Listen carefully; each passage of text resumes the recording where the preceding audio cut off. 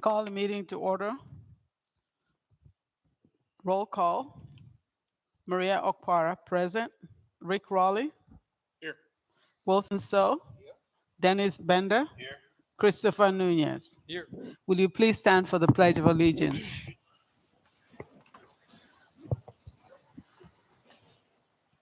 Ready? Begin.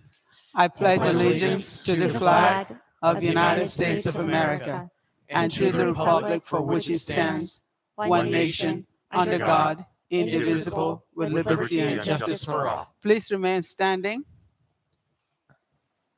At this time, we would like to pause in a moment of silence to remember Haley Rowland, a Granite Hills High School sophomore who passed away last week.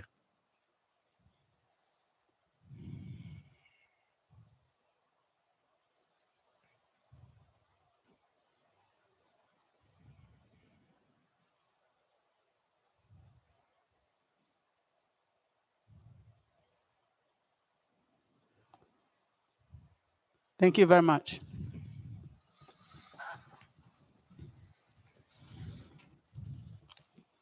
Board Bylaws 9323, meeting conduct is available at the sign-in table.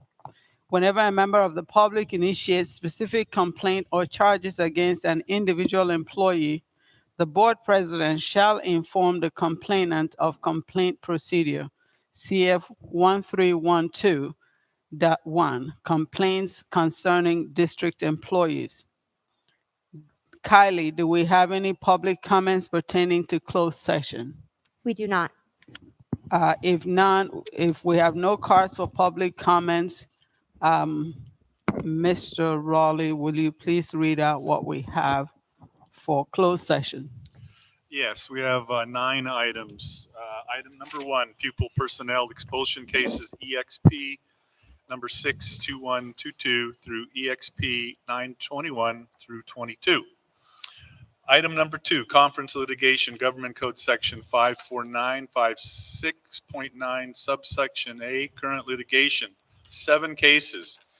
CIVDS 1813952, 1907172, 2011183, 2022956, 2023366, and CIVSB 2103396, 2111303, Government Code Section 54954.5, subsection C, and 54956.9, subsection D, 2, and E1, anticipated litigation, 3 cases, 2018-19, 07, 2020, 21, 05, 2020, 21, 07.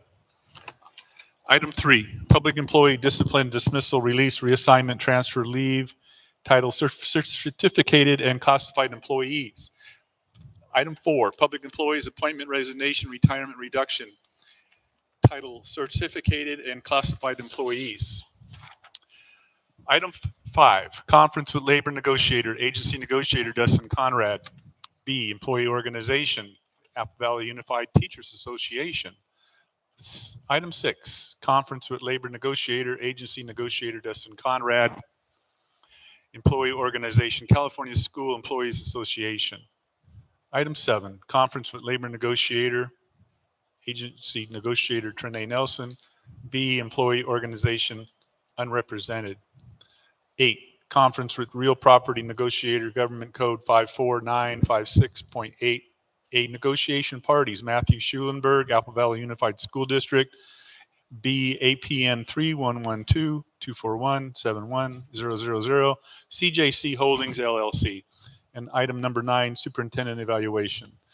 With that, I'll ask for a motion to go into closed session. So moved. All in favor? Aye. Any opposed? Thank you. Now we go to closed session.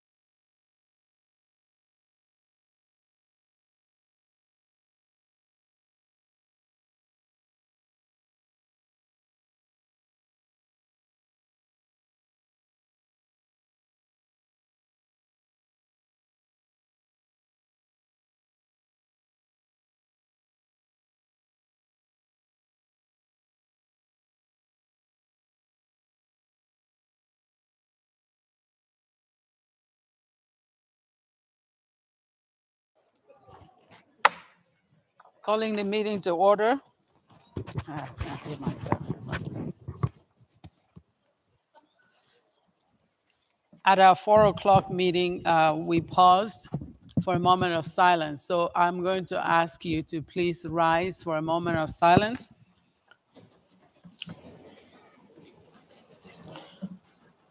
And this is to remember Haley Rowland, a Granite Hills High School student, a sophomore who passed away last week.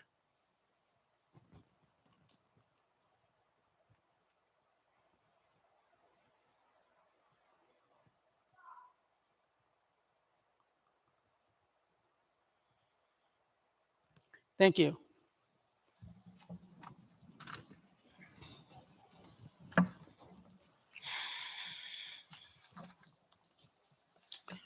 We have student reports.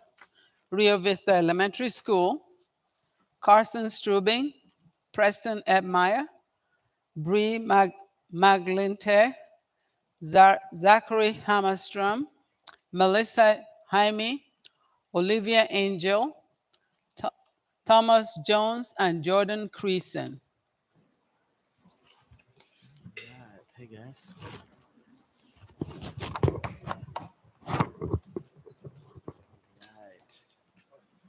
The mic is wireless. You want to hold it? There you go. Right up to your Good evening, Apple Valley Unified School District board members, administration, and guests. My name is Carson Strubing, and I'm the Rio Vista ASB president. With me tonight, I have my vice president, Brian McGlinte, secretaries Zachary Hammerstrom and Preston Admire, activity commissioner Melissa Jaime and Olivia Angel, pride commissioner Thomas Jones, and reading commissioner Jordan Creason.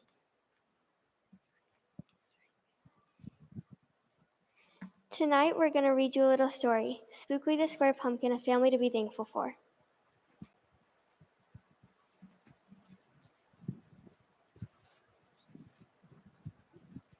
Halloween had come and gone. It was time for Thanksgiving on Holiday Hill Farm. Spookly wondered about this new holiday. Did you get treats and wear costumes and give candy away? Jack Scarecrow said, no, it's not like that at all. Thanksgiving's another holiday that comes every fall.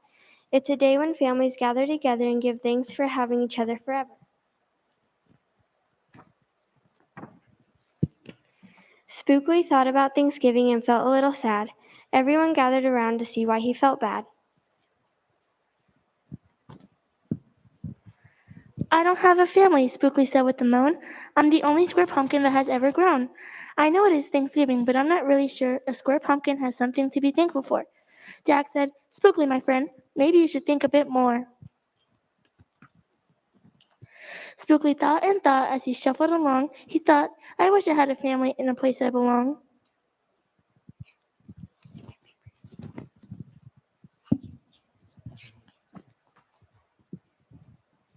Spookly was shuffling down the first garden row when a pod full of peas shouted, Spookly, don't go. Spend Thanksgiving with us, and you'll have lots of fun. You may not be a pea, but we'll treat you like one. Maybe later, Spookly said, and then he turned and once more shuffled off to find something to be thankful for. And in the next row,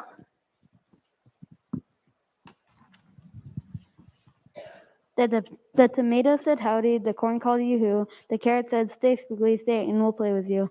Spend Thanksgiving with us and you'll have lots of fun. You may not be a carrot, but we'll treat you like one. Not now, Spookly said. Then he turned and once more shuffled off to find something to be thankful for. And in the next row,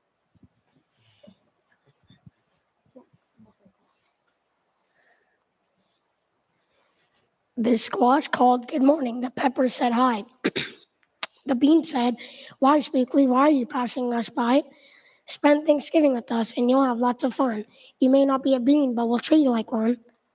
Can't stay, Spookly said. Then he turned and once more shuffled off to find something to be thankful for. And in the next row,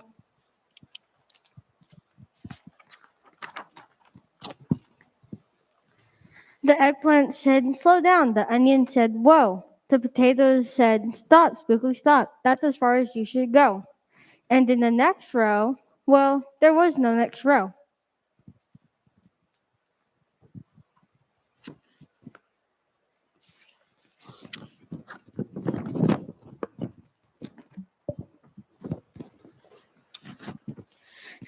Spookley had shuffled too far. He was lost and alone. He wondered why he wandered so far from his home. Now he wished he had stayed with his friends and played instead. He was alone and afraid. He called out for help and hoped in his heart that someone would hear him. Someone did, and that was just the start.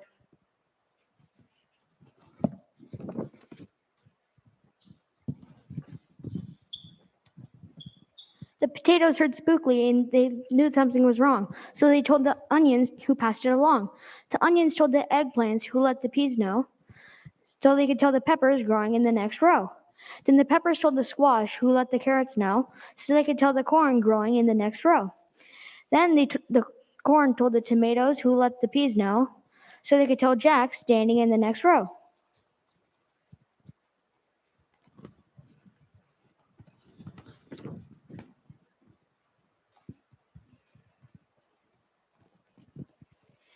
And when Jack heard the news, he came running on the double. So did all Spookly's friends once they heard there was trouble. Spookly saw them all coming and was thankful as could be, and they hugged him and hugged him and hugged him times 3. Spookly smiled at them sweetly and could finally see they were more than just friends, they were his family.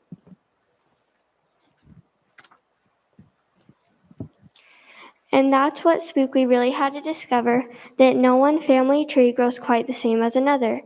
And that's why Thanksgiving is such a special day. It's a chance for people who love you to say, "My life is much better because you are here," and that a family is something to be thankful for each and every day of the year.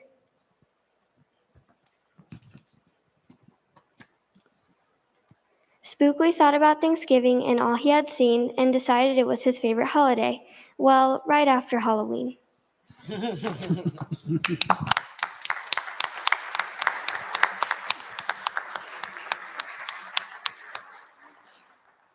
We could get up here and tell about all the great things Rio Vista is doing, like how we raised over $4,100 for the Leukemia and Lymphoma Society during our penny races this year.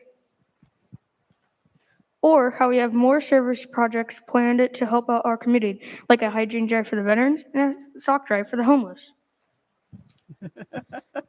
Let's not forget that the March of Dimes will be coming. That'll be a great month. We are definitely taking steps to make our school community a better place. How about that we have many ASB kids going to read to our younger grades on campus? Let's not leave out the Friday morning music to get our day started and the fun spirit weeks we get to take part in. Yeah, also amazing costume crew we had, or the fall art project led by Miss Erica and the fall fun boost led by ASB. We know our steps matter and we take steps each day to make our school a better place.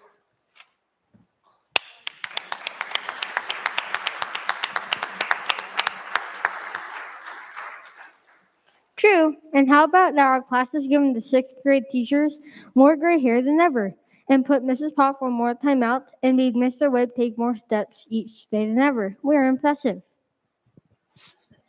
Yes, we can mention all that, but we won't. We just want to say that we are thankful. We are thankful to have families that want the best for us and to be in a district that also wants the best for us. We are thankful for a school, teachers, and a staff that want the best for us. Tonight, what are you thankful for?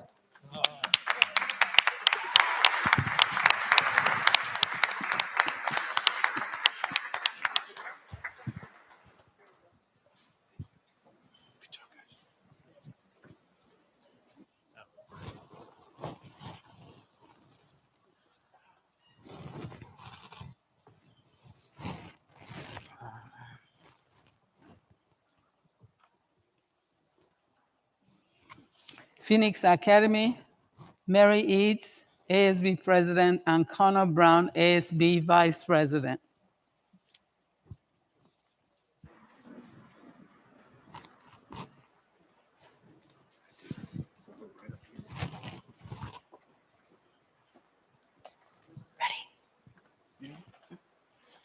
Good evening. I'm Mary Eads, President of ASB. And I'm Connor Brown, Vice President of ASB.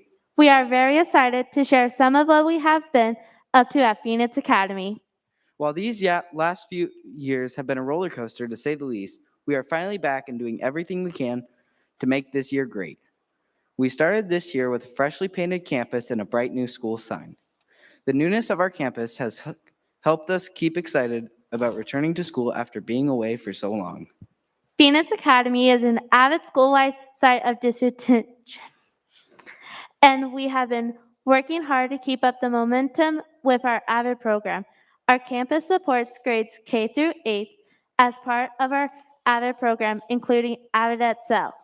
All of our teachers have been working really hard and are doing a great job of implementing AVID strategies throughout all of our grade levels. We enjoy seeing our younger students grow and look forward to joining our middle school AVID students. Our AVID and AVID Excel students recently participated in the City Cleanup Day on September 18th. We enjoy working together while doing something positive for our community.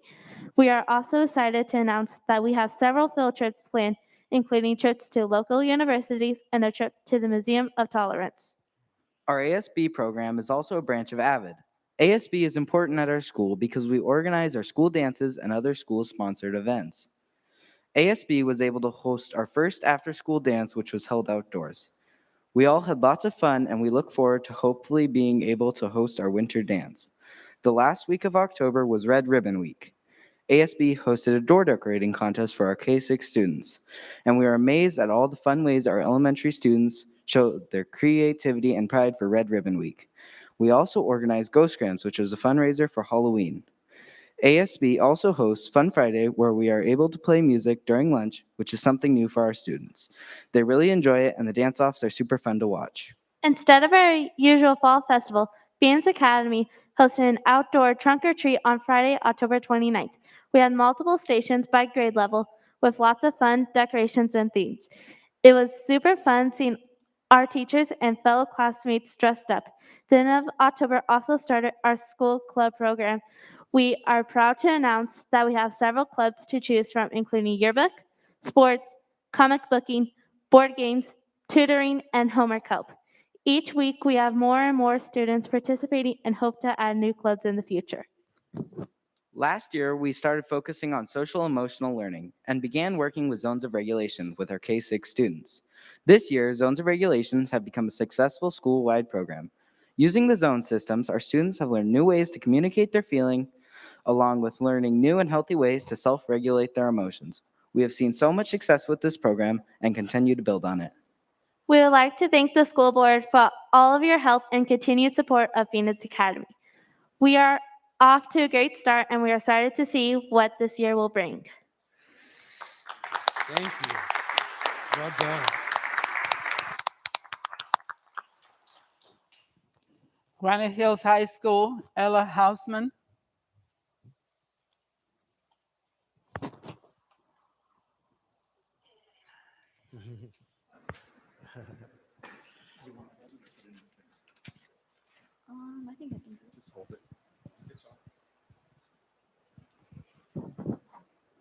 Hello. Good evening, board members, Superintendent Nelson, and attendees. My name is Ella Hausman, your 2021-2022 Granite Hills GC president. It's nice to be back in person giving out the monthly update on our school.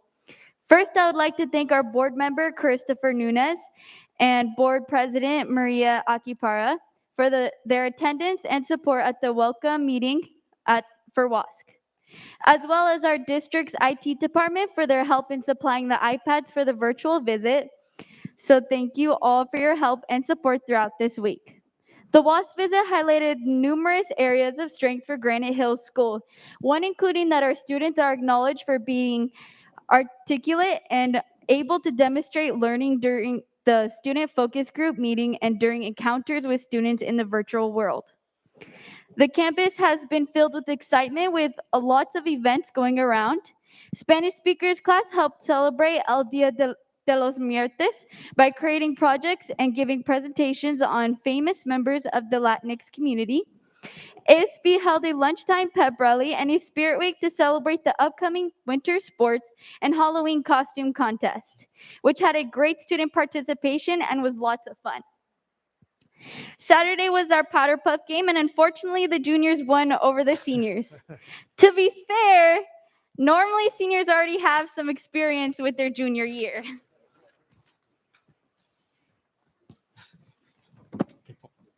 Although seniors took the loss, the event was still a success, with many people coming out and watching the players and coaches participating was just all around enjoyable. Our mighty fall sports are ending their seasons off strong. Volleyball was second place and made playoffs. Tennis made second place and made it to playoffs, as well as the cross country finishing in second place and had their league finals game today, and CIF starting up for them next week.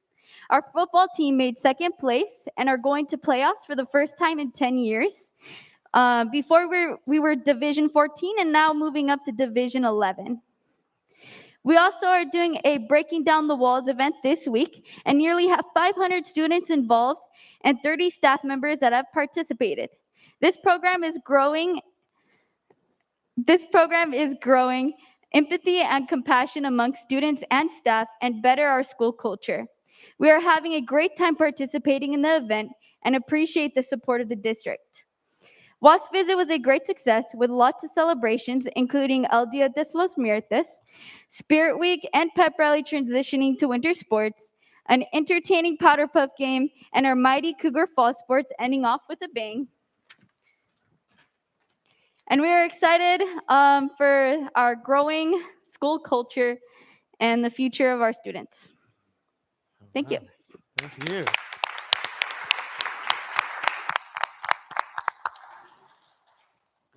Apple Valley High School, Daniel Oriana.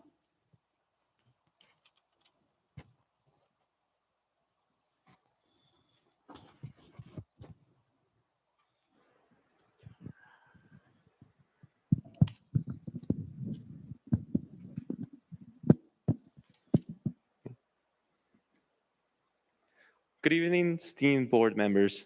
It is my pleasure to bring you news from Apple Valley High School. First, I will start with our school sports. Our football team had their last home game with the homecoming game against Sultana. They were able to beat the Sultans 64-0 and finish second place in the Mojave River League, moving to CIF. Yeah. Our volleyball and girls tennis team also advanced to CIF, with tennis moving to the second round of CIF after winning their first game, 14-0 against Western Christian High School. The cross-country team also moved on to the Mojave River League finals, having their race yesterday. The winter sports season is starting with basketball and soccer, holding tryouts for our student athletes. And our esports team received a special recognition from the county superintendent, and it was showcased by a couple of network news stations. Moving on to club and activities, the long-awaited homecoming dance took place October 9th and was very well received among students. Eco Club started weekly trips to the recycling center, so far recycling over 9,000 bottles. Sun Stations and the Sun Devil Actors Guild held their annual Monster Bash with live performances from our talented students. HOSA had a blood drive and a fall festival to help bring the community together. And new clubs have joined our school, the Bowling and the Anime Club. Lastly, during the month of October, we learned what it means to be part of the Sun Devil family. When tragedy struck our school, we looked to each other for support and comfort. Teachers, students, and parents alike gathered together to honor the memories and grieve the loss to our community. And it is through this unity that we're able to keep moving forward in spite of our grief. I appreciate your time and effort to keep our school and our students safe.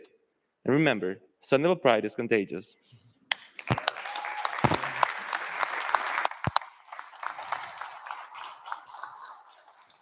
Thank you very much to all the student representatives.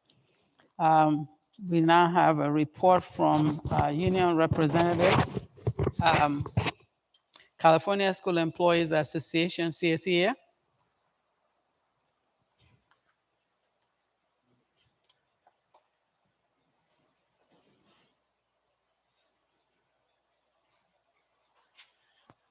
Good evening. Thank you for giving me an opportunity to speak to you this evening. I'm not going to beat you up too bad tonight, actually at all. There's plenty of people here that will be voicing their opinions on the mandates, and I really don't want to stress too much on that this evening. I would like to thank you for approving our recent agreements. We've worked hard in negotiations for solutions on how to resolve the things that you see before you. One of the things that that I think we're all passionate about is working on methods and strategies to be able to recruit and retain qualified employees, no matter what they do here in the district, whether they're teachers, classified employees, administrators, no matter what we do. And we have a real challenge getting people back to work. And I thank you for being supportive in giving good credence to our agreements and approving those. I thank you very much for that. I have been here, I don't want to age myself too bad, more than 25 years. And for my entire career, there's not been one person in the transportation department that hasn't been in layoff status. There's always been somebody who had experienced a reduction in hours, which is the most common thing. And this year, for the first time in my career, and like I said, it's been more than 25 years, I really don't want to give you the exact number of years, not one person in the transportation department remains in layoff status. And I'd like to thank all of you for your hard work in helping make that happen. So having said that, I'm going to leave the rest of the comments to the rest of the people here this evening. Have a good night. Thank you.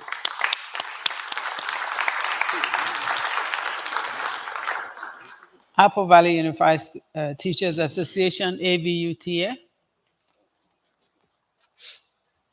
Good evening, school board members and district admin. Far too often we seem to be at loggerheads, and that makes me sad. I don't want to be the bad guy, but I don't want you to be the bad guys either. So tonight I wanted to share the amazing things AVUTA is doing within our community. Oh my gosh, you guys should have saw the trunk or treat event at the Civic Center this weekend. The kids were amazing. Some spent so long choosing a book they wanted, others wanted more than one. We serviced over 2,000 kids, and the town of Apple Valley said our line was the longest and it never died down. And the kids were so excited to receive a book. Like the parents were shocked that it was free. And so it was really important. We could not have had as much success as we did without Kristen Wallace's organizing committee. The organizing committee also has a strong showing at the town of Apple Valley's Community Cleanup Day, with many of our new teachers and Boy Scout Troop 157 showing that AVUTA cares about our community. School board members, I invite you to attend the AVUTA booth at the town of Apple Valley tree lighting on December 7th, 2021. I will be sending you an invitation. We are looking forward to handing out more books and goodies to the families who will be attending the tree lighting. We're also planning soup and sandwiches to feed our volunteers. I look forward to seeing you there. Regardless of the politics happening around us, AVUTA is focused on the joy of having students in class, being able to learn in person, and students progressing, and the challenges to meet our students' needs. Thank you for your time.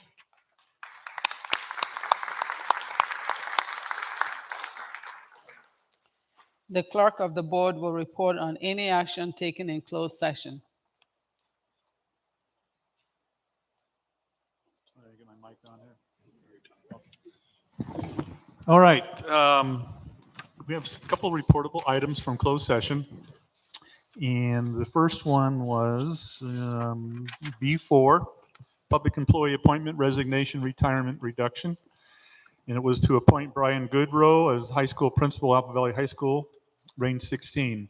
On a motion by Dennis Bender and a second by Wilson So, the board unanimously supported this motion.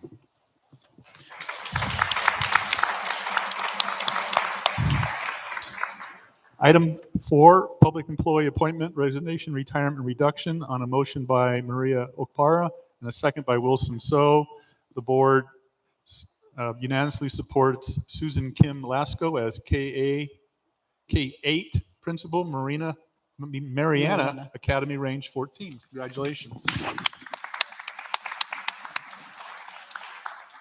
And finally, B6, conference with labor negotiator, organizational California School Employees Association. On a motion by Okpara, second by So, the board unanimously supports approve the memorandum MOU dated October 5th, 2021 between AVUSD and CSEA 828 regarding open and promotional assessments requirements. Thank you. Thank you. The board may approve the agenda as is or add and or pull items from the consent agenda for the discussion and or action. We need to approve the agenda as is. I need a motion. I'll move the item. Second. All in favor? Aye. I have one person that wants to add. Go ahead. No, not yet. This is just the agenda. Okay. So all in favor, right? Aye. Any opposed? Discussion information, presentation by legal counsel, update on COVID-19 health and safety mandates by Atkinson and Andelson, lawyer, Road and Romo.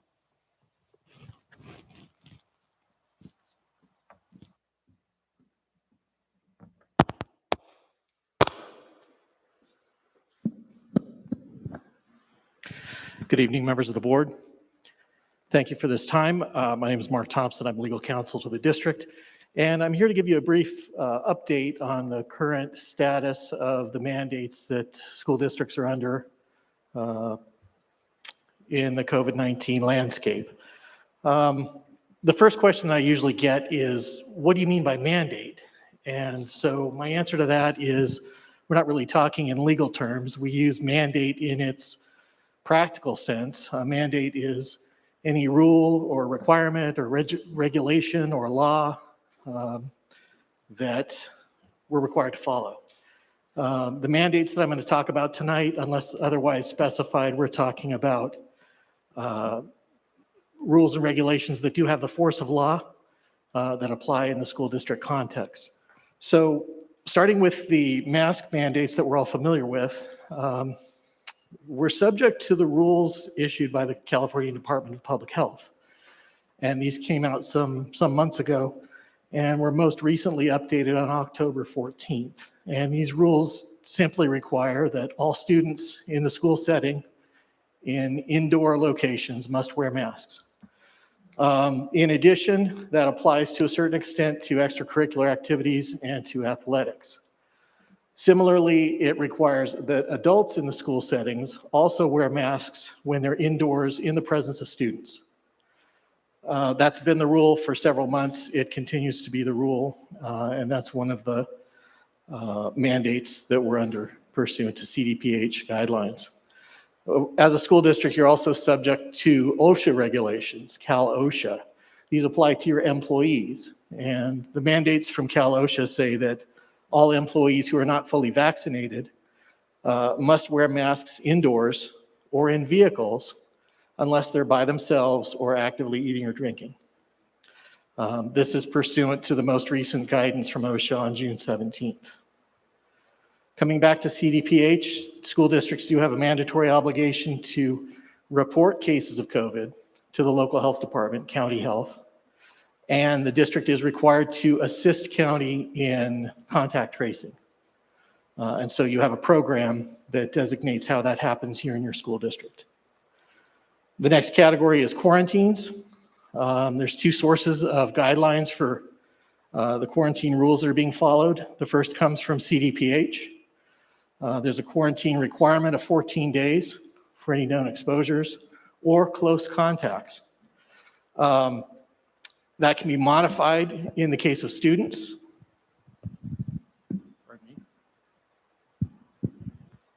And shortened to approximately a 7-day period under certain conditions, provided the students wear masks as appropriate and submit to twice weekly testing. Separate from that, OSHA has their own quarantine requirements that are applicable to your employees. That is a 10-day quarantine requirement unless if there's a close contact, unless the employee is fully vaccinated. The real challenge for school districts is how to navigate the inconsistencies between those two rules. But I know that this district has a program in place that is applicable to both students and employees under these quarantine guidelines. The newest and perhaps most controversial so-called mandate is this question of mandatory vaccination. There is not currently a vaccination mandate. What it is a requirement for the school district to ensure that any employees who are not fully vaccinated submit to a weekly testing program. So it's really a testing mandate.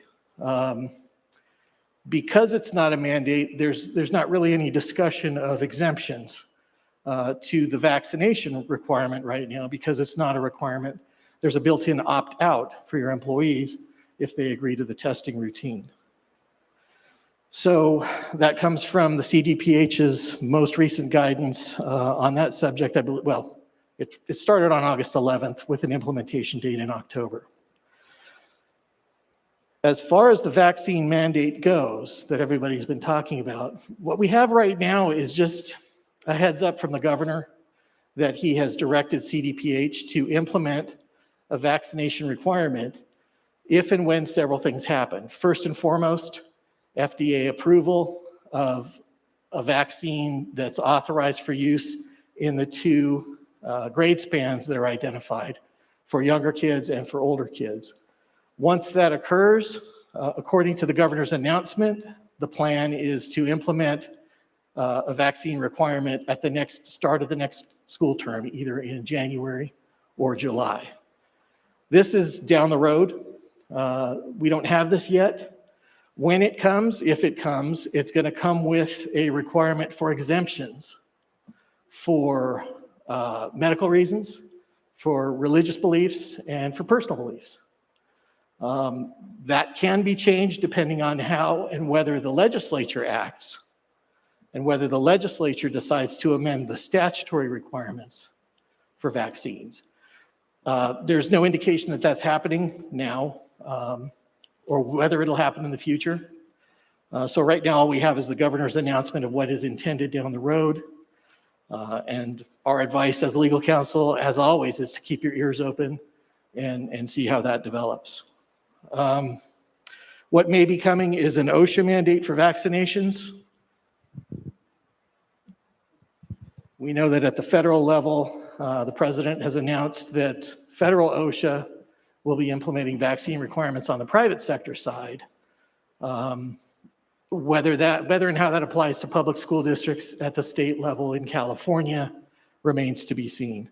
But as it stands right now, I do want to be clear, there's no actual vaccine mandate, and if it comes, it appears to be quite a few months down the road. That covers my brief comments. I did try to be brief. Are there any questions for me? No questions. Well, thank you very much for your time. Thank you.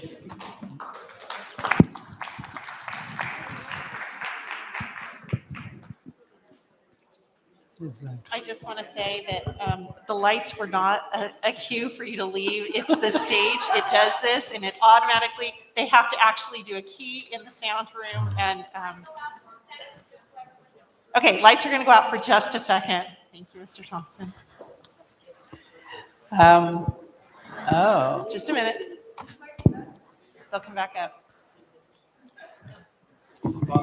Yeah. Educator Effectiveness Grant Funds Block Grant Information by Patrick Schlosser, Educational Services. Thank you. Just as a brief discussion information item regarding the Educator Effectiveness Block Grant.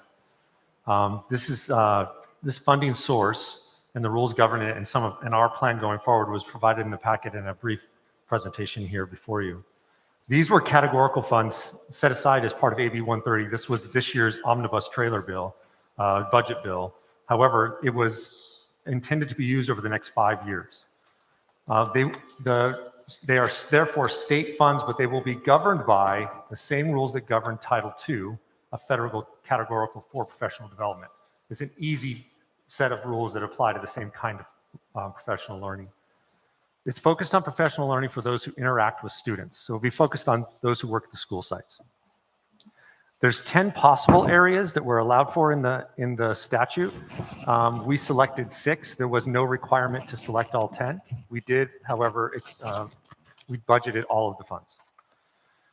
These are, again, one-time funds, and we have until June of 26 to expend them. Our allocation at this time is estimated to be in $2,611,478. That's the current estimate. Again, that's not annually, that's the complete allocation to be spread over the 5 years. Our plan reflects staff input from the staff survey regarding what areas for professional learning were their highest priority from the LCAP. Parent feedback, of course, from the LCAP survey that we received in the spring. Most recent needs analysis from things like, as you heard, Granite Hills High School recently did their full self-study. That WASC document produced recommendations from the staff and the visiting committee, and we were able to include those kinds of things in this plan. And of course, principal and staff suggestions. So just briefly, we have funds that we're going to expend in area 1 and 2. 1 is instructional coaching and 2 is core content training. These will be smaller dollar amounts. The year-by-year breakdown was included, but it's funds for training new and existing coaches. And this is over 5 years, the ability to bring on and train new coaches as they come. We included science teacher training supplies for the Apple Valley Center for Innovation, where we do teacher training for science, more equipment to make sure that thing stays up and running and at state of the art. And an annual license for the next 5 years for a literacy program for teachers to use in the K-6 classroom. Area 3 and 6 is the area of accelerated learning and then special education co-teaching. These are both very exciting. In Area 3, we'll be bringing on board a dedicated teaching position for the focus of professional development for teachers, mostly in the K-8 realm for accelerated learning, and someone we're hoping to have expertise in this area so that we can have in-house teacher training that is led by our people for our people. And then the special education co-teaching idea is something that's actually already in place. This would be an expansion of, so that the high schools and other places with a master schedule can have some sections where they put 2 teachers in the same room to support students, some of whom may have special needs. And so this is an exciting, we already have this going, it's well received, it's well recognized, and this is an ability to expand that. Finally, support for English learners. Expanding some of the training that we do in the summer to bring in teachers to get things like QTEL, quality teaching for English learners, and some long-term English learner support. And so our next steps really are to answer your questions, get any feedback you have, complete the state assurances that we must submit prior to submitting this finally. And then at the next board meeting, the final draft will be brought to you for approval. And I'll pause there. Any question from any member? My only question is, when does this actually go into effect? When will these kinds of I'm glad you asked. As much as it was so interesting to talk about a 5-year plan, because in our heads, we professional developments all the time, but it's, to be honest, really stuck right now on Wednesday afternoons or Saturdays or mornings because we just don't have substitutes. So we're excited, even though we're budgeted the money pretty much evenly across the 5 years, we know that in many cases, some of those things won't happen probably until maybe next year when we have the ability, again, to pull folks out of the classroom or offer. And again, this will be any instructionally focused, para-educators, BCBAs, and then hopefully the behavior intervention technicians, anyone who's working with students in an instructional capacity. But we probably will do more of that in the spring and summer. But the funds are allowed to be used all of this school year. Is your mic on? Okay. All right. Any other question? Well, I have one question. My question is, you have this $2.6 million that has been allocated to be expended as of June of 2026. Correct. So 2026.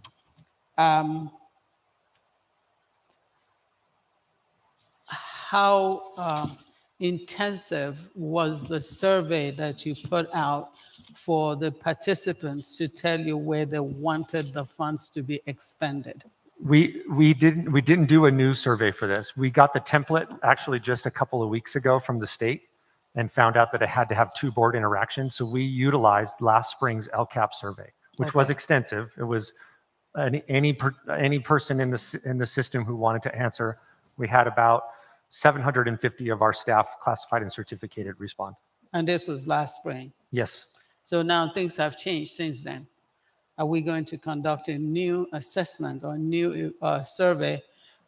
Things keep changing in the world of teaching right now, in the world of classrooms, in the world of student needs, in the world of emotional needs of the student, in the world of where the government is willing to spend their money. Are we going to go back and revisit to see where we need to really spend the money and not because we need to hire additional additional coaches Right. to the schools? Maybe Absolutely. that's not where the need is right now. Maybe the need needs to be on how do we get these poor children who've been sitting at home for 18 months to get them social, emotional care. So is that where we need to look at instead of looking at what was done last spring when we didn't see the need? Interestingly, the social emotional focus was number one last spring. Remember that? That was the number one item from parents and teachers. But absolutely, we survey every year because remember, we have this $2 million for over 5 years, but we also have the ESSER funds, it's $36 million over 4 years. And then we have the LCAP, Supplemental and Concentration Funds, which are another over $20 million every year, which all of those have similar and overlapping targets. And so, yes, I understand the question. We will continue to gather input from all stakeholders to ask them, what is the most recent target you see? Thank you. Thank you. Kylie, do we have any public comments? We do. As provided on our public comments card, speakers are requested to limit comments to a maximum of 3 minutes. If more than one person wishes to speak on the same topic, subsequent speakers should limit their remarks to new information only. Public comments shall be limited to a maximum of 20 minutes per item. In a situation where we have additional public comments and have exceeded the 20-minute maximum time per item, members of our community will be able to submit electronic public comments to Kylie, K-I-L-E-E _ Caudell, CAUDELL, at avusd.org by Monday, November 8th, 2021 at 12 p.m. These public comments will be publicly posted and distributed to all members of the Board of Trustees. An information card with this information is available at the sign-in table.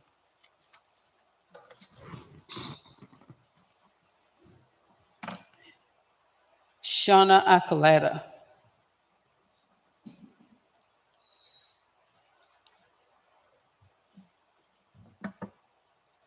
Good evening. My name is Shauna Archuleta. I had my speech ready, but now in addition, my concern is, where was your attorney on the 25th, the night your resolution was proposed? Seems odd he shows up tonight.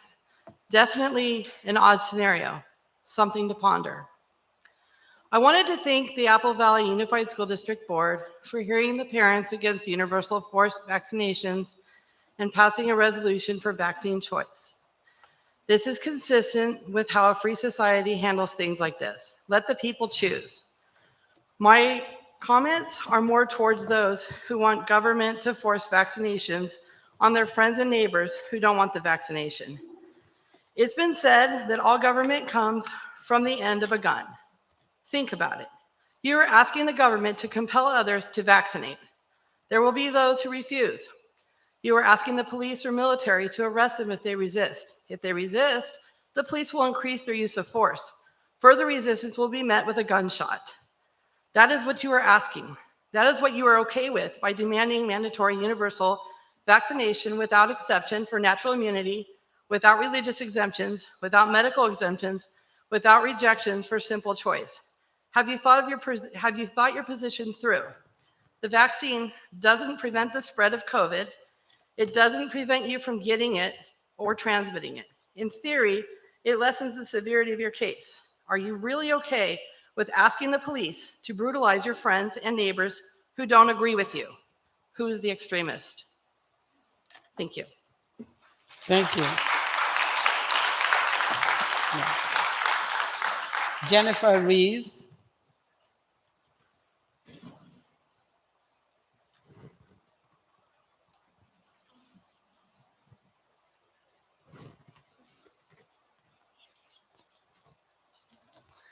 Hi, I am a teacher in the Apple Valley Unified School District. I have been teaching for 16 years and consider my career a calling. I would fight tooth and nail for my students, my 4 children, and the teachers I work with. This is why I am speaking. I am not an anti-vaxxer. Sorry. I am not an anti-vaxxer. I support anyone who feels they need to be vaccinated. I am all about parents having the right to choose for their children and teachers being able to choose what is right for themselves. A few years ago, I was diagnosed with cancer. I had chemo and radiation, and since then I've been very careful about what I put in my body. I applied for a medical waiver and was denied. I fear the effect this vaccine would have on my cells. I fear the effect this vaccine would have on my children. This vaccine is not like other vaccines. It does not eradicate the illness. It does not stop the spread of the illness, and it has proven to be ineffective and even dangerous. Last week, you chose to follow what you know is right. You stood up against ridiculous mandates that will harm our children. Please stay strong. Continue to do what you know is right. We stand with you. We pray for you. If you enforce these mandates, you will lose teachers who love their jobs and their students. You will lose students who thrive at their schools. It is not easy to take a stand, but it is better to take a stand even in the face of opposition, knowing that what you're doing is right. We stand with you. In reference to the lawyer who came up, we know that the vaccination is not a mandate yet. If we wait for the vaccination to become a mandate, it will be very difficult to fight against it. We must speak up now. Let the governor know that Apple Valley does not support these harmful mandates. We stand with you. Please stand up for us.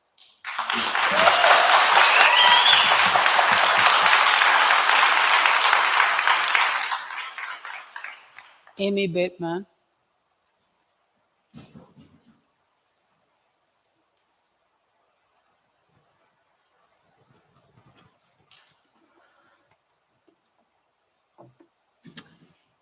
My name is Amy Bateman. I have worked for Apple Valley Unified School District for 28 years. I have 3 children who have been or are currently students in this district.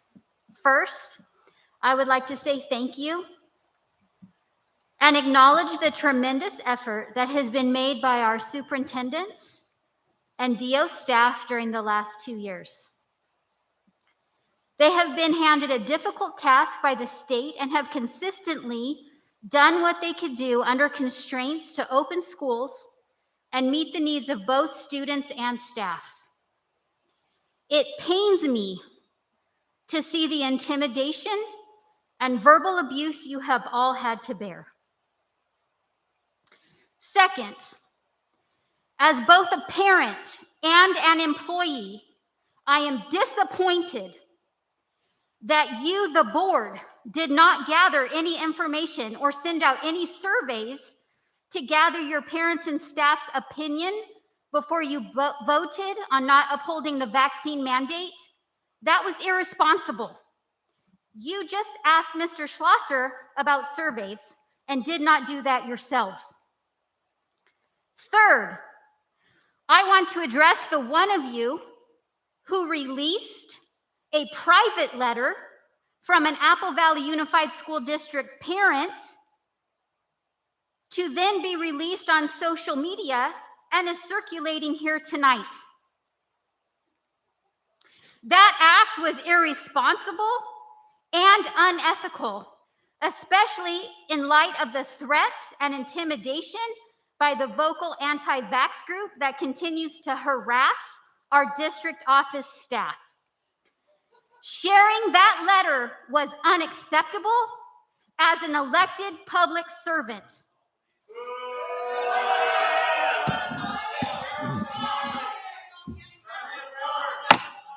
I hope you're not counting them as my time. She has the right to speak, please. It's a call that you prayed before this meeting and then are treating me this way. I am asking you one more time to be quiet and let her speak. You should not have placed your personal political agenda above the well-being of our students, staff, community, and that parent.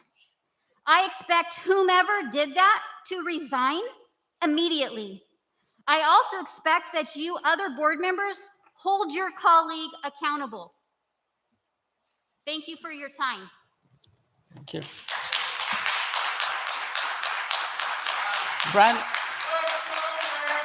Brandon Sorley.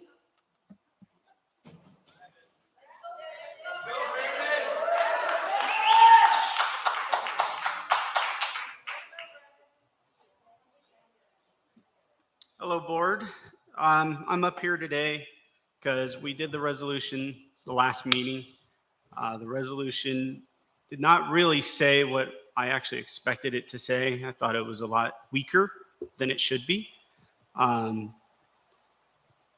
Maria had mentioned that the masks and the vaccines go hand in hand. And in this resolution, it does not really point out that the masks go hand in hand with the vaccines. So now we're dealing with, can we have our kids go to school without masks? You said it's parents' choice. Now, the only reference you have is other health decisions. To me, a mask is a health decision. So kids are going to start going without a mask. And I expect no principal or dean of discipline or anyone else to take them out of class. Trinae, I would like you to send a letter to all the teachers, all the principals, and everybody, and let them know you have agreed that this is a parent choice. Now, this is your test for what you had said about mandates and laws. You said that you would push back against it. You said that if it's against the law, you know what, we're going to do it anyway. Those are the words from Rao. So if we're going to actually do this test, let's do it. You test your kids, it's time to test you. Time to push back. I expect letters and emails sent to everyone. Thank you.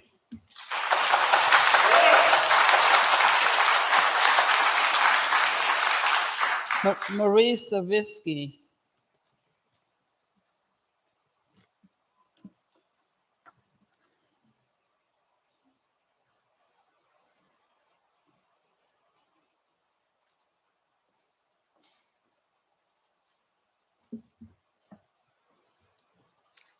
Good evening, trustees. My name is Marie Savitsky.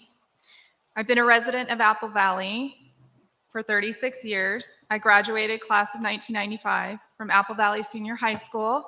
Go Sun Devils. I'm a mother to 5 children in the Apple Valley District, and I'm now an Apple Valley property owner. First, I really would like to commend you all for standing bravely with us. Do not envy your positions. I sincerely applaud your bravery. I know you've received some heat for taking such a staunch position, and I appreciate it. Be assured the parents who showed up on that sopping wet, rainy night on October 25th, as well as tonight, stand with you. I would like to ask where Mark Thompson was on the 25th.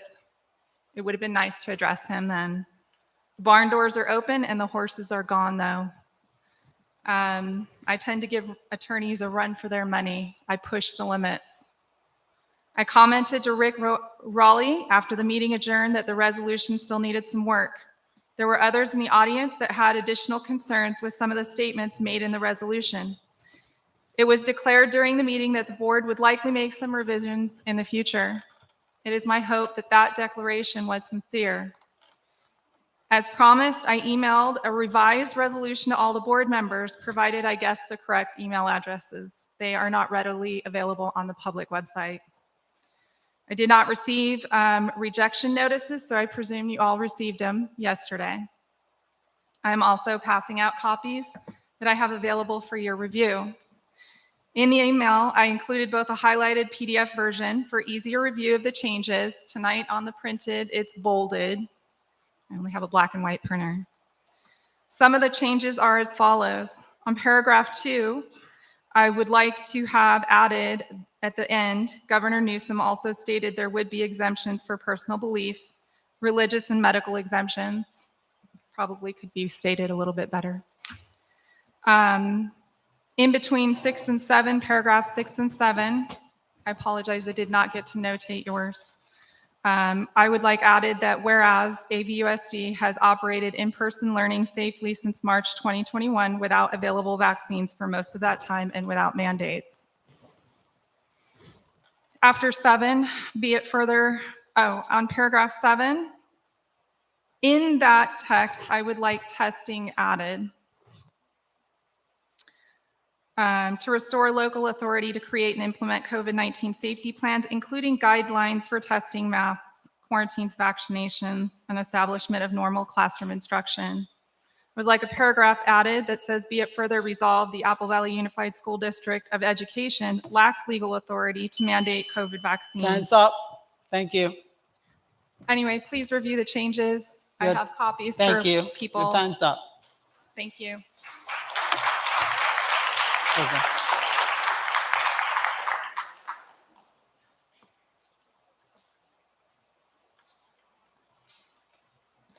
Shelley Ames.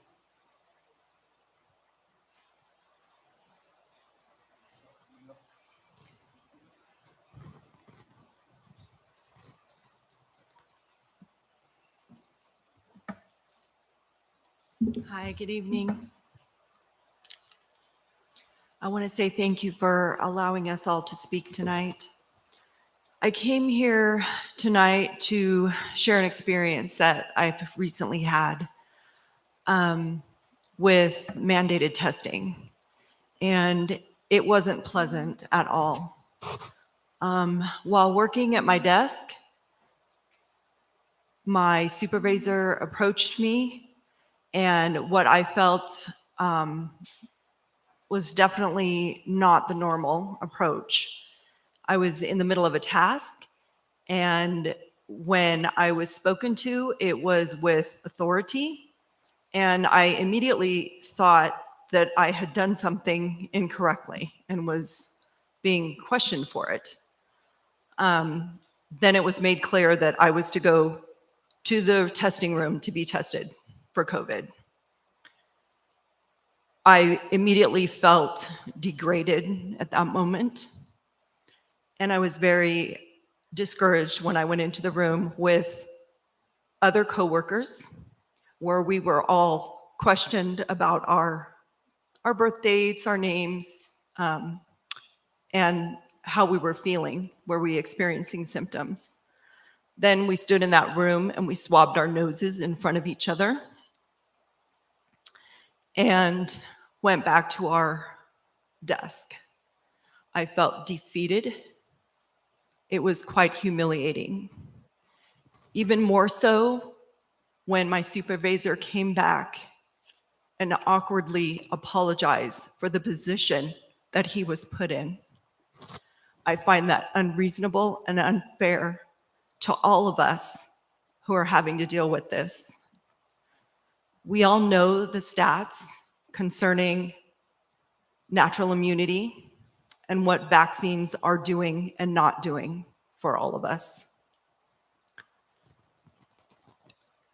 There is no reason to think that only some should be wearing a scarlet letter at this point. I've been here for a long time, and I've always really, really enjoyed my job. And I've always felt to be a very integral part of our system and how it runs. And for the first time, I considered being done.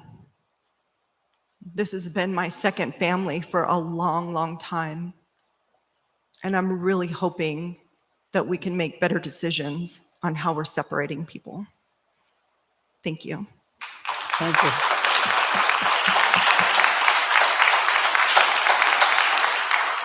Jordan Bechtel.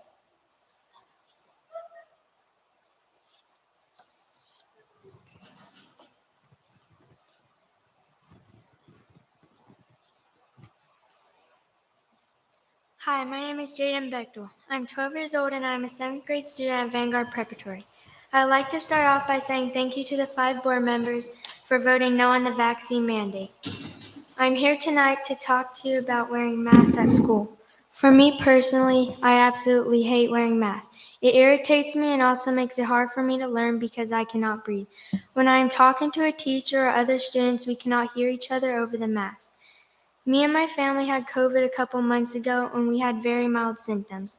I now have antibodies, so I think it should be my choice on whether I wear a mask or not. Me and my friends wish we could play school sports this year. It doesn't make sense that we can't play because of COVID, but when I turn on the TV, I see thousands of people at sports events. I'm asking that you please let us kids breathe again and go back to our normal lives by removing the mask mandate starting tonight. Thank you.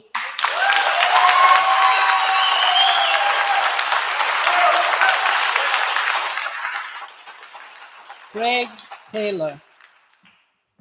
Craig Taylor.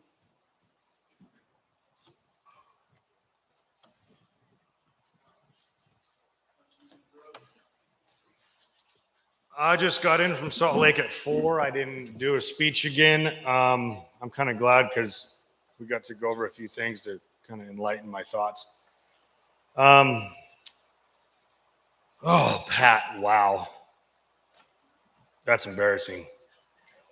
I would definitely return that one to Kmart. You know, all my life I've yeah, you do. So the federal government's always doing something in front of your face, but that's always not the problem, is it? It's what they're doing behind the curtains. This vaccine, this mask thing, it's ridiculous, right? The daily routine in a classroom is out of control.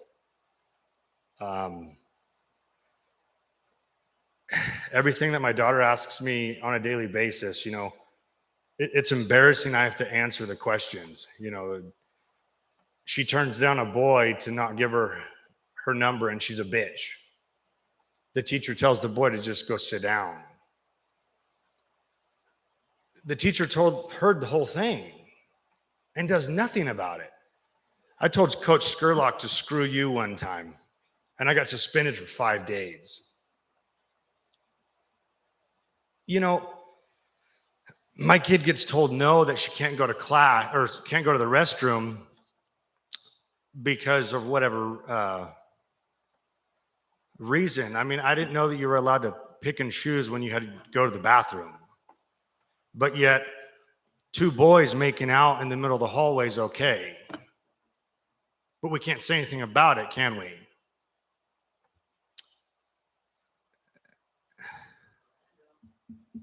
It is random. But what are we going to do? Sit here all night talk about vaccines and masks? Does anybody even understand the situation? The principal back there at Sitting Bull, I told him Tuesday, why are we having my daughter wear a mask? 5 out of 9 people on the stage weren't wearing them. Aren't we leading by example here? They said the mask and the vaccine travel in the same direction. But we can talk about that all night. Are we going to get our way? Is it the mask and the vaccine that matter, or is it the day-to-day education our children are receiving?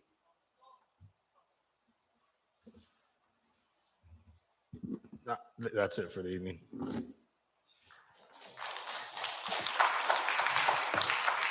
Nathan Frankie.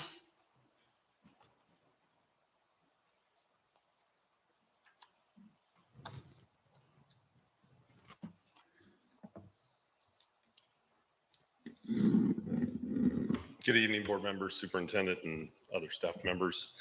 My name is Nathan Frankie, and my son attends Apple Valley High School, and my daughter attends Vanguard Prep. Tonight, I wanted to address you regarding athletes wearing masks indoors while performing their particular sport. You see, my son is on the basketball team at Apple Valley High School, and they're required to wear masks while practicing and playing. Imagine that, having to cover your mouth and or nose while running and sprinting up and down the basketball court.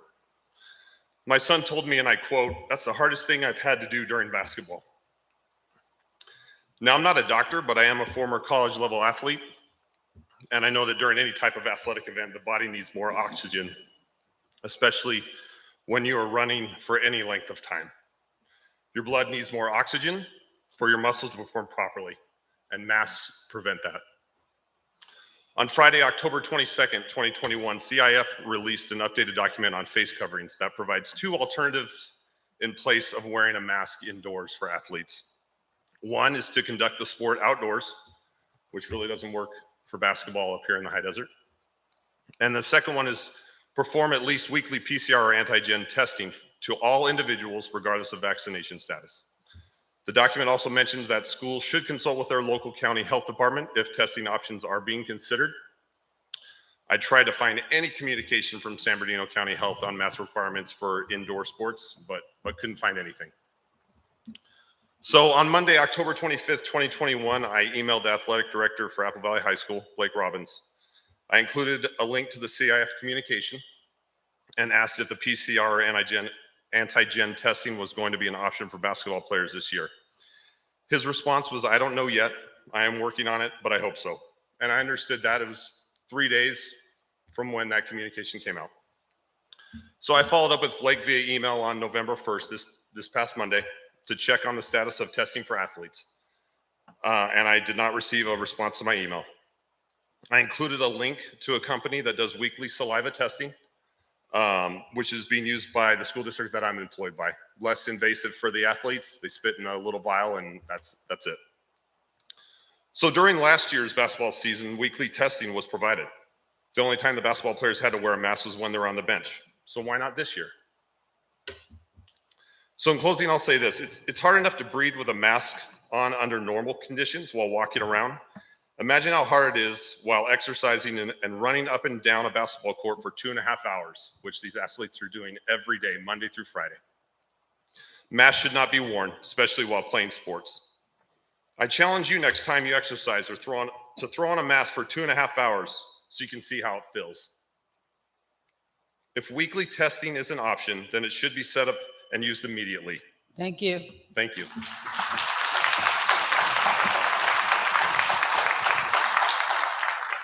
June Cripple.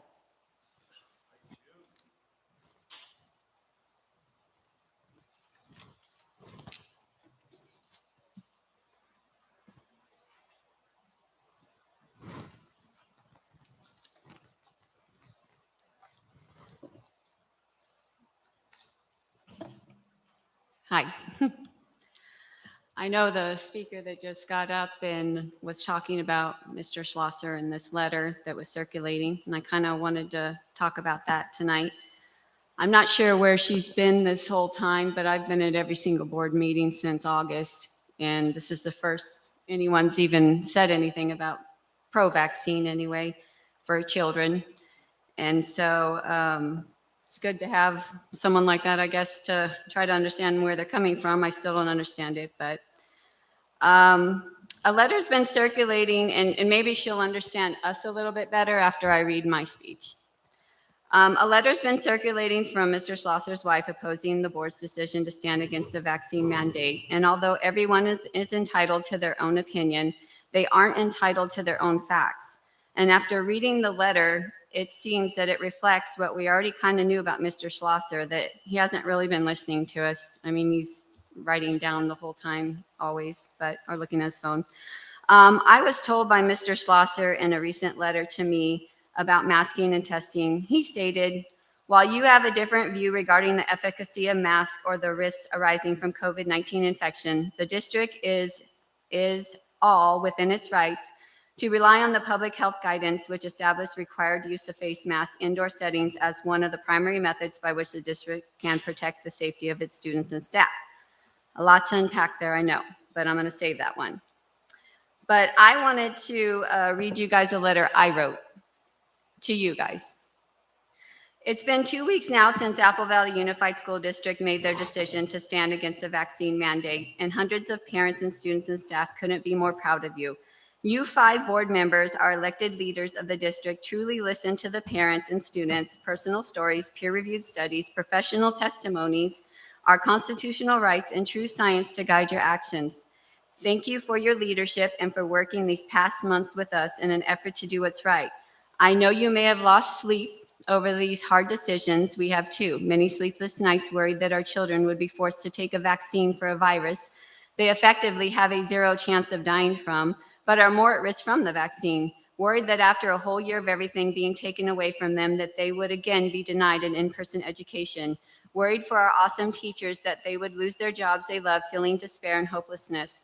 But with your 5-0 vote, you gave us back our hope. Thank you for your leadership that is now focused on the well-being of all the students and staff, as well as protecting our rights. I know you may be under intense pressure from opposition, but you have an army that has your back. Many could take lessons from you for your courage and strength. You heard our voices, are passionate, resolved, and rooted in love. Love for our children and beloved community of teachers. Unlike sheep that follow what they are told, you decided to follow what was right and true, even in the face of adversity. The ramifications of this decision will be felt for generations, even after you're gone. Time's up. Thank you. Darn it. I'll submit the letter to you personally, but thank you again. Thank you. Melissa Moon.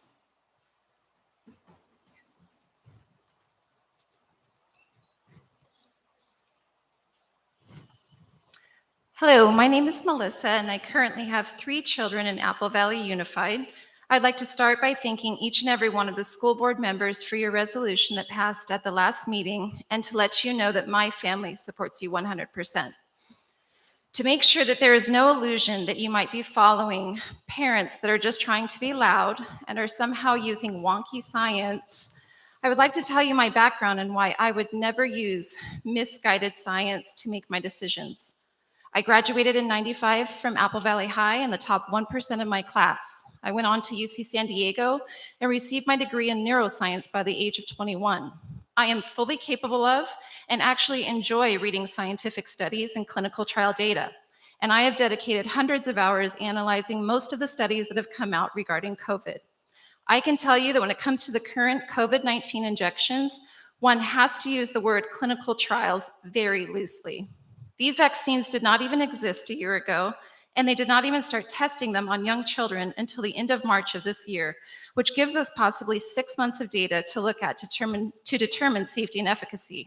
I am not typically opposed to vaccines, but I am adamantly opposed to this injection because 6 months is not even close to the amount of time needed to determine true potential side effects, both short and long term. In addition, clinical trials are typically conducted on tens of thousands of participants before being approved. The COVID-19 injections were given to just over 500 children in their clinical trials. So for anybody that would like to argue that these injections have been thoroughly vetted, I do not consider 500 children over 6 months conclusive data. What I do consider to be relevant are the scientific studies that have been conducted on millions of people over the course of the last 18 months assessing the safety and efficacy. And the overwhelming majority of these studies show that natural immunity is more robust and longer lasting than vaccine immunity. New studies are showing a dramatic increase in serious illnesses and cancers and are making existing cancers more aggressive in the vaccinated. A recent study found that 82% of people who are dying with COVID were vaccinated. In the Journal of the American Medical Association, just published this Monday, a study conducted by the Mayo Clinic found that there's a 350% increase rate of CVST, which is a rare and deadly blood clotting disease that directly correlates to the Johnson & Johnson injection. A study in Israel looking at data on almost 5 million people for the Pfizer injection showed over a 300% increase of myocarditis, especially in young men. In another paper published in JAMA assessing data on 12.5 million people in the US, it shows a 9.5 time increase in myocarditis and pericarditis in 12 to 39-year-olds. 85% of them were male. All 3 of my sons are in this age and gender group. There is so much more data that I would love to present, but my point of presenting all of this data is to show that the science is still coming out, and it continues to show that these injections are not efficacious, not safe, and could potentially be even more unsafe for young children whose bodies are still developing. And there are 0 long-term studies. Thank you.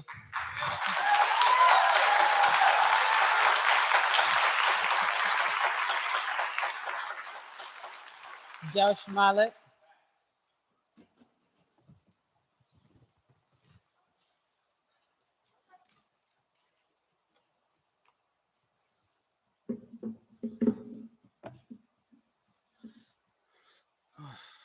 still don't understand why we face the board. It's like the board's hands are tied.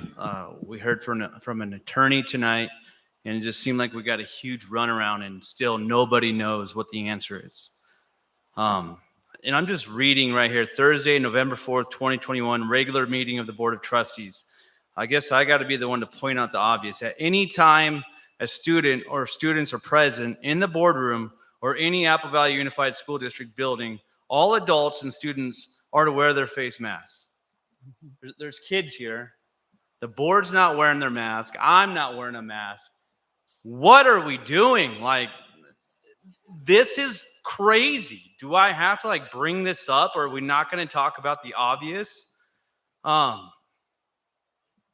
Again, just we can all agree this is a huge runaround with the whole vaccine mandate and the mask mandate. Apple Valley Unified School District children, just stop wearing the mask.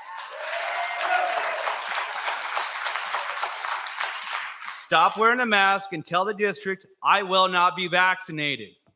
Problem solved. I mean, the voice of reason, I was like asking myself this, I'll just ask the community, who is going to be the voice of reason in Apple Valley? The children.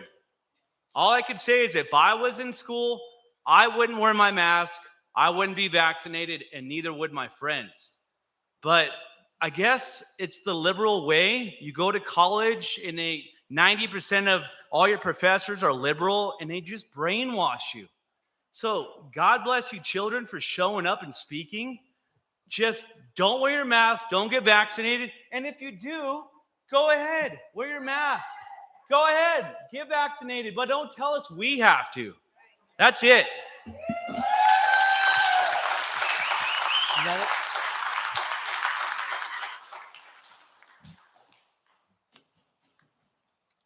Superintendent's comments?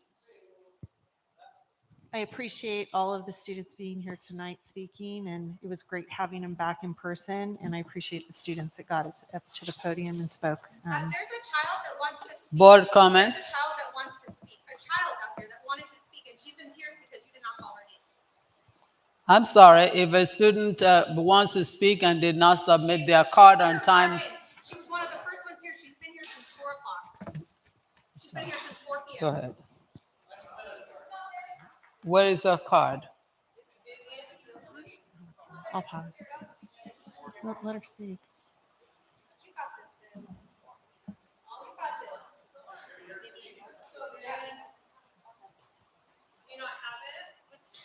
What's the name? Somebody spoke for her. Did somebody speak for her? Somebody took her. Vivian Nelson, go ahead and speak.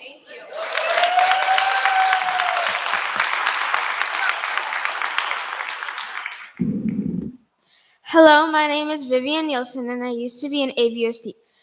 But I wanted to go to a school that did not mandate masks, online schooling, and believed in choice.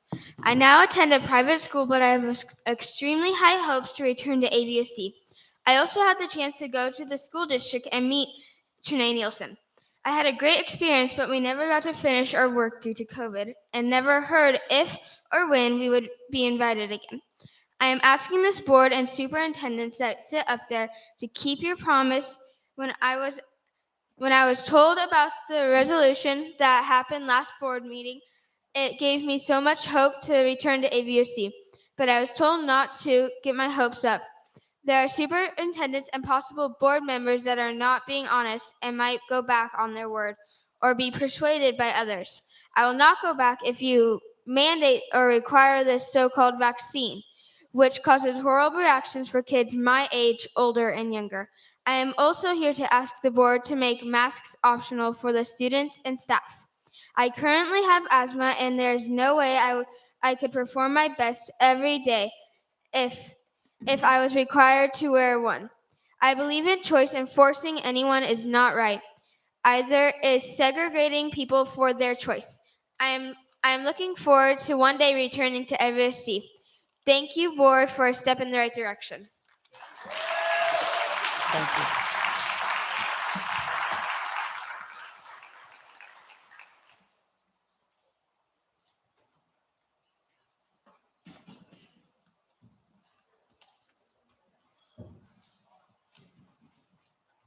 You want us to come back to that? I'm going to have to come back to that so that we can have board comments. I'm going to come back to those cards because she has to sort them. I'm going to go to board comments. Dennis Bender. I'd just like to thank all the parents and the residents who showed up the last 3 meetings. This is probably the purest form of democracy you'll ever see, and it's a good way to express the First Amendment. Thank you. You want to go back to that? Mrs. So. I echo what Dennis has said. We appreciate the parents who showed up. In fact, Is your mic on? Is your mic on? Mr. So, is your mic on? Mr. So, is your mic on?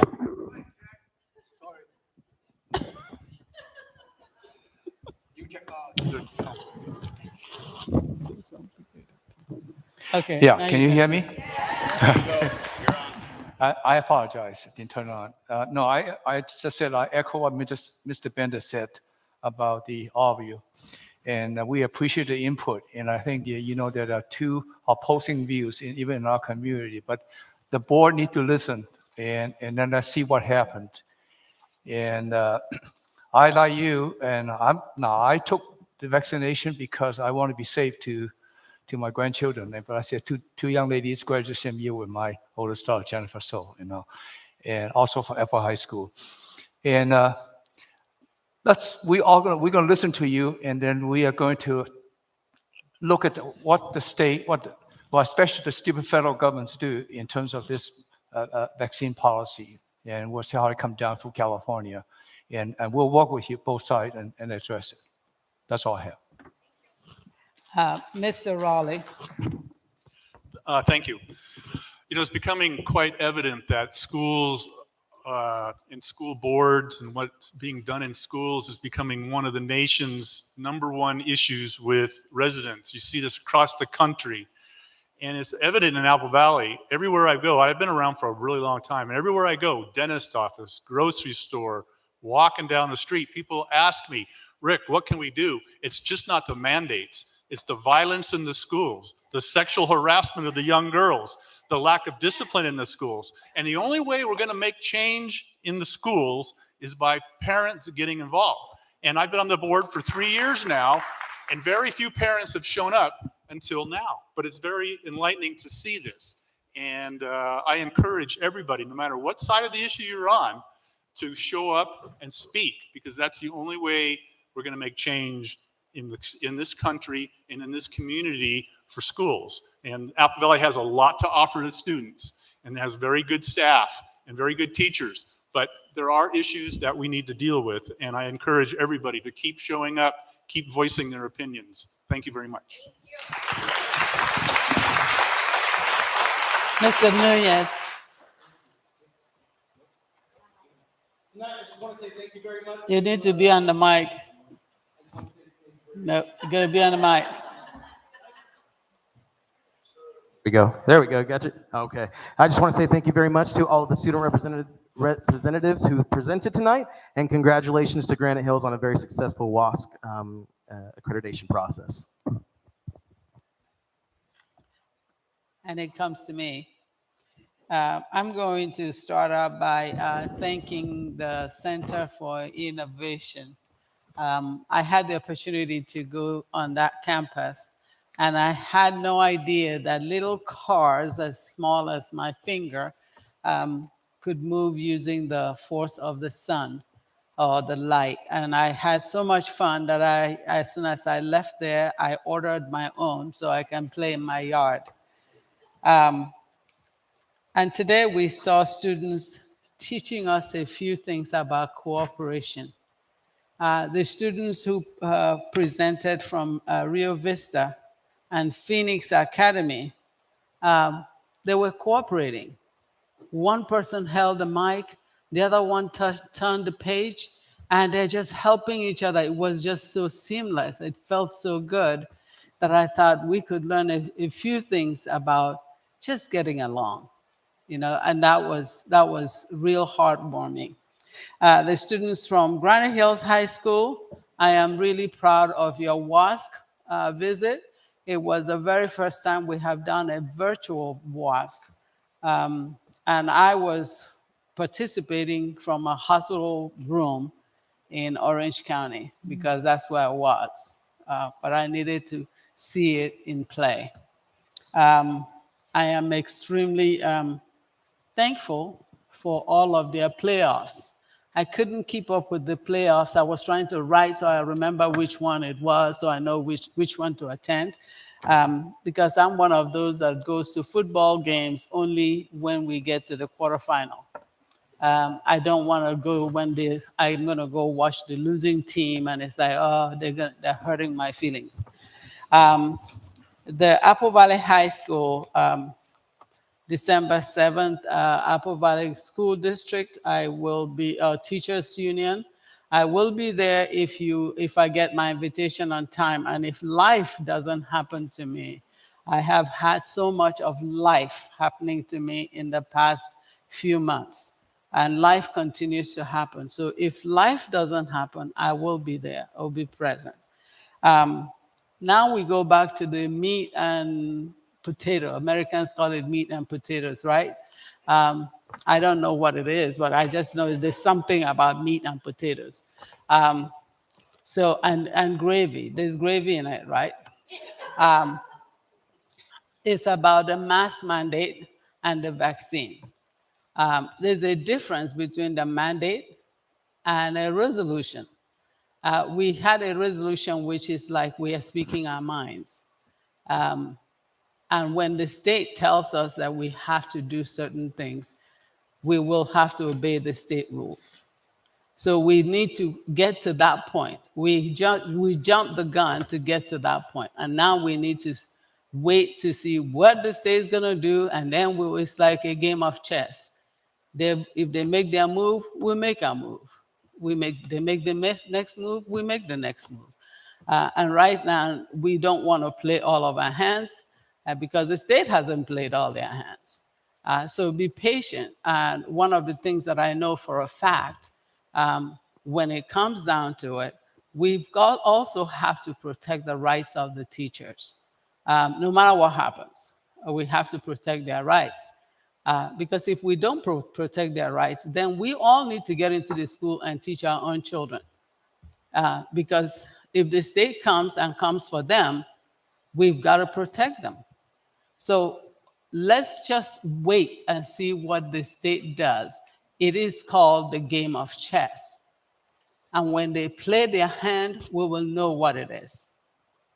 That's all I have to say. Superintendent has a comment because I cut her off when we were doing that. And then I'll go back to the 4 cards that just came in last, and I need to get them to speak. You want to go first? That's fine. Okay. I'm glad we got Vivian up there. We're sorry your card must have gotten stuck behind somebody's. And I do want you back so that we can do our program that we did. It needs to be finished. It was great having students up on stage. We want them here in person. Following the completion of a census, we are required as a school district to review the trustee areas. And so Davis Demographics has looked at the demographics of the census, and our current trustee areas meet the criteria under the Ed Code 5019.5. We will be working with Milton Foster from Fagan, Freeman, and Full Frost to get you a resolution that acknowledges that as the recommendation. So there will be no change to the trustee areas. And then as far as Mr. Goodrow and Ms. Lasko being named principals, people are probably thinking they already are the principals. They were named as interim principals, and so that just corrects it to give them the understanding that they're permanent, they're there. Let's change their business cards in the letterhead. Okay. Thank you. I'm going to circle back to the 4 cards that I received. I want to be able to hear you and have the rest of the board to hear you. Danielle Valles.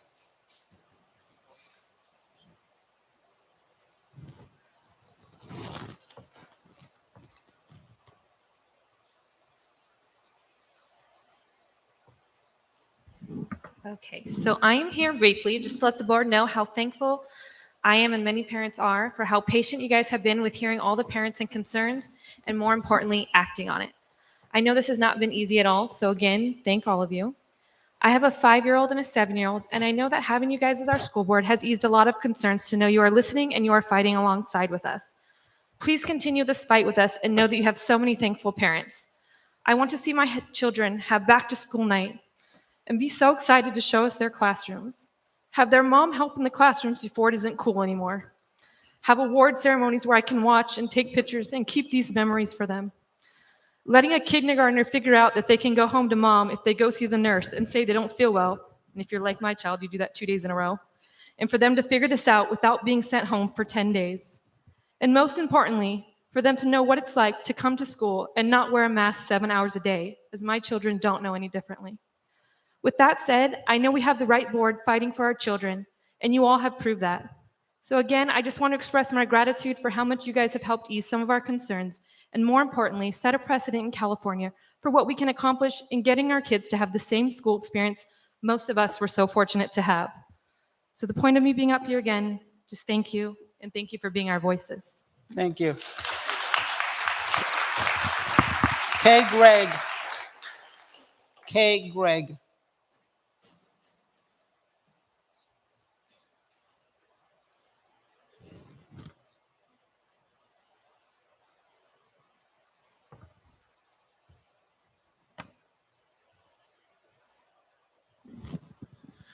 Good evening, board. My name is Kelly Gregg, and I am not a resident of your city or your town. I am a resident from your sister city, Hesperia, and an elected official myself. As an elected member on our board, we took a stand to keep our parks open in the city of Hesperia, to not force social distancing, to keep our meetings open throughout the entire COVID pandemic. We had 0 cases of COVID reported to us, even throughout our equestrian area and our softball, baseball leagues that came from out of states to play on our fields. I want to commend you, board. Tonight, Ms. Akpara, Mr. Raleigh, Mr. Bender, Mr. So, and Mr. Nunez for showing us your faces, for showing us your expressions, for showing us that you care. The attorney that you presented on the stage today was more nervous than a cat getting ready to be thrown into a dog kennel. He made no sense at all whenever he realized that his mask was off his nose. After about 4 minutes of speaking, only then did he make the correction and put it back on. We applaud you for taking a stand. The city of Hesperia has also taken a stand. The mayor and the city council of the city of Hesperia have taken a stand to stand beside you, not in front, not behind you, but beside you. And these parents that you have here in your audience tonight will also take a stand right beside you, not behind you, pushing you off the cliff, and not in front of you to try to deflect anything. I'm going to end with, I appreciate you, Board President Akpara, for taking the consideration of letting all members speak. That is something that we pride ourselves at Hesperia Recreation and Park District. We work for the people. You work for these people. I work for our people. And that's the way it works. So I applaud you guys for doing that. I'm going to end with this. Mr. Schlosser, I am very unhappy with the letter that your wife circulated or sent to this board of directors, voicing her concerns and her displeasure with this board. I want you to remember this. In Hesperia, we have these 3 sayings: freedom, choice, and parental rights. You guys need to either get behind those or step down. Have a good night.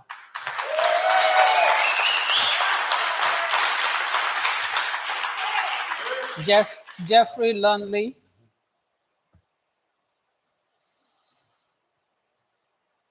Is Jeffrey here?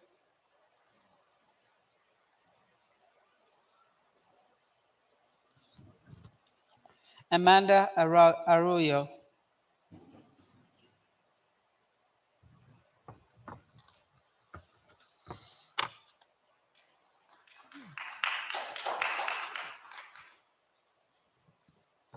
Good evening. I'm standing here tonight to show my gratitude. I have an 8th grader at Sitting Bull and a 6th grader at Rio Vista. As a parent, I wanted to be heard and I wanted to maintain the ability to choose what goes in mine and my family's bodies.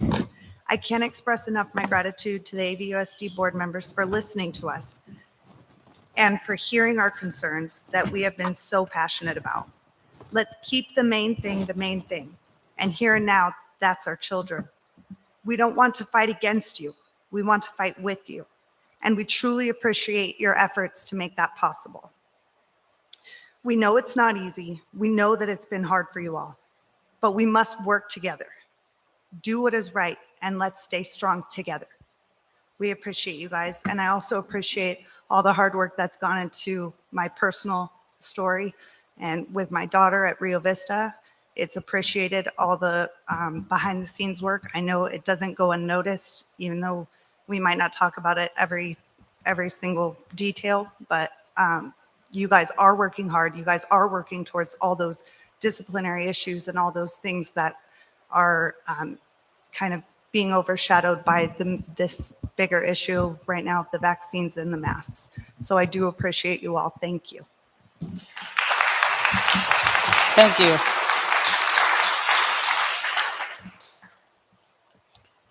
It is recommended that the Board of Trustees discuss and take action on the following items. Amend the 2021-2022 board meeting schedule. I need a motion. Any second? And before you vote, just so that we understand why we're doing this, we're moving it to a Monday night because this facility will be used for the Nutcracker play at the school. And so for us to be able to maintain this facility for the remainder of the year, this is the one board meeting that will need to be changed to a Monday night. What's the Wait, date wait, wait. on that? It's Monday, the 13th. And it still meets the requirement for our, What did you say? Monday the 13th. so we're trying to change the meeting, the agenda item indicates that we are moving the December board meeting from Thursday, the 16th to Monday, the 13th. And that's to accommodate keeping this facility. And it will also meet the requirements for the reorganization meeting because there's a 10-day window, 2-week window that you have to do that.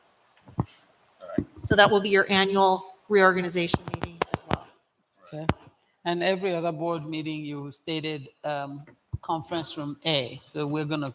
No, the rest of the, we are booked here at Granite Hills High School for as long as we need it for facility use for size. Okay. All right, so that needs to be changed on the schedule to show Granite Hills High School as the location. It will, that's correct. All right. All in favor? I apologize, the motion wasn't picked up by the mic. Go ahead, Jason. The motion wasn't picked up by the mic. The motion was by Mr. So and seconded by Mr. Nunez. Did you get that? Yeah, they're not hearing it through the recording. That's why they're asking. Mics need to be on as we're making motions and So voting I so that need they can everybody hear. to Have them please keep close. their mics on. I need a motion to amend the 2021-2022 board meeting schedule. Second.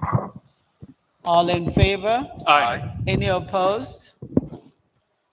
Approve the recommendation of the administrative hearing chairperson effective immediately.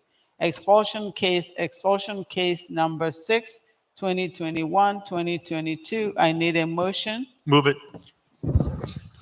All in favor? Aye. Any opposed? Expulsion case number 7, 2021-2022. I need a motion. So moved.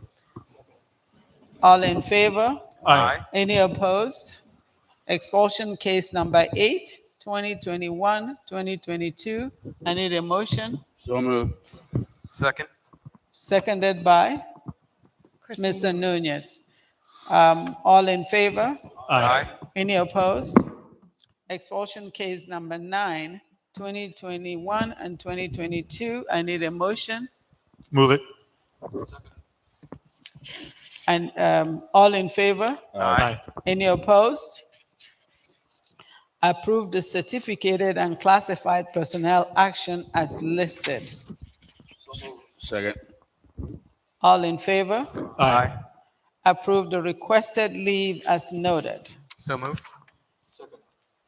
All in favor? Aye. Consent agenda. It is recommended that the Board of Trustees consider approving a number of agenda items as a consent list. Consent items are routine in nature and can be enacted in one motion without further discussion. This procedure conserves meeting time for a full discussion of significant issues. I am going to pull item number 2. I need a motion. So move. Okay. Now, point of, I'm going to have the discussion for it before we vote, right?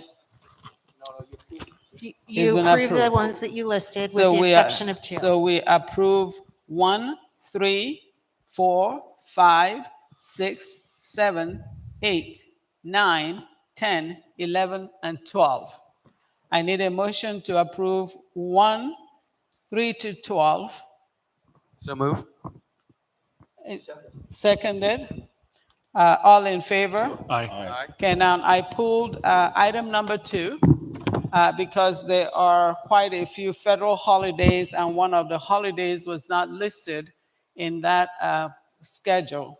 And I would like to make sure that it's added in your calendar before we bring it forward for a full board approval. And that is a holiday that was just enacted, Juneteenth. That's June 19th of every year.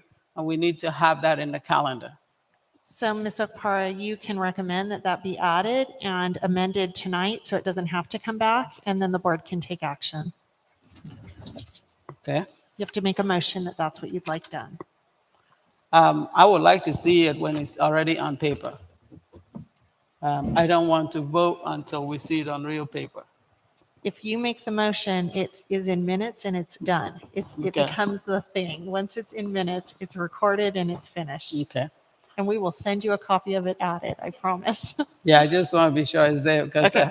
I don't want to mess up this one. So make sure that you make the motion that we add it. So I move that we pass the 2022 calendar with the addition of Juneteenth added to the Yeah, calendar. Juneteenth has to be in. I'm sorry. Okay.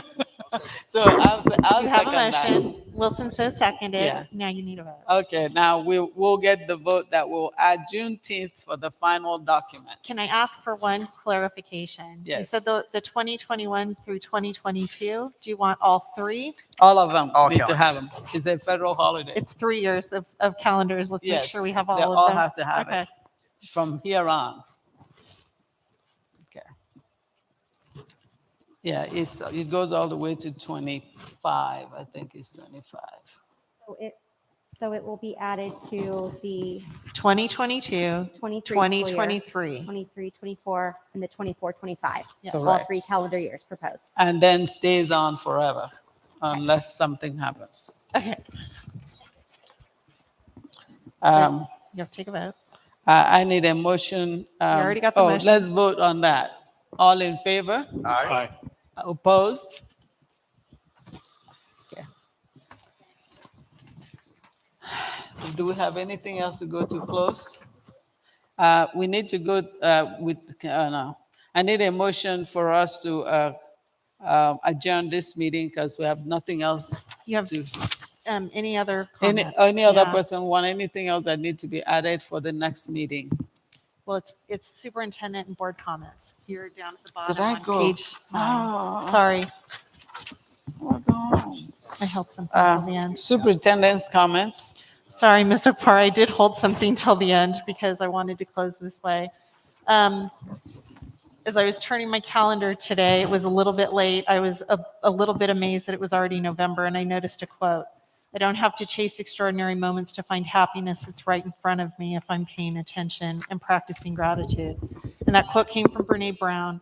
And I just realized that every day that I'm on a campus, which is pretty much every single day, that I experience moments like this because of the kids and the educators in our system. everybody that steps up and does whatever it takes to make sure kids are there and supported. I'm just grateful for that. Today, academic letters were given at Apple Valley High School, and then there's an event going on that Ella mentioned regarding breaking down the walls here at Granite Hills High School. It's been going on all week. I got to participate yesterday, and they have offered that if any board members would like to come by and see it, you probably don't get to just observe, you would have to participate. Tomorrow is the last day, and they will be here. They'll be here all day with students, but for you to see something that's pretty powerful is about 11:50 to 1 o'clock. So if you have an interest, let me know, and I'll be sure to get you here and get you in. And then finally, our AVUSD family and our Granite Hills family absolutely mourn the loss of a second student, Apple Valley first, and now Granite Hills High School, Haley Rowland. And I appreciate doing the moment of silence again after the audience was here, because I think it's important that her family understands how much our thoughts are with them, and that our crisis intervention counseling team is available to students and staff on an ongoing basis. Thank you. Does anybody have anything else they need to put in the future item for next board meeting? We already did that. Yeah. Having heard nothing, move to adjourn the, wait a minute. Did anybody else want to speak? No. Second. Okay, there being no further business to come before the Board of Trustees, it is recommended that the meeting be adjourned. I need a motion. So moved. Second? Second. All in favor? Aye.